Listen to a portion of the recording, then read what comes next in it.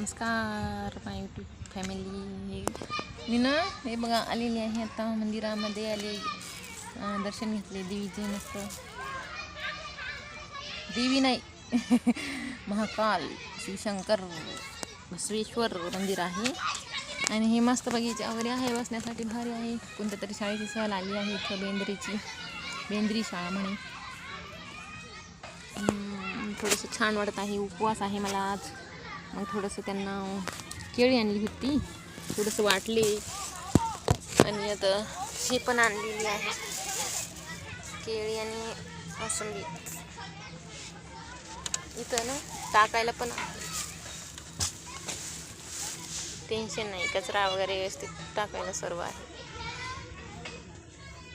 केळीचा प्रसाद वाटले, देवाला ठेवले.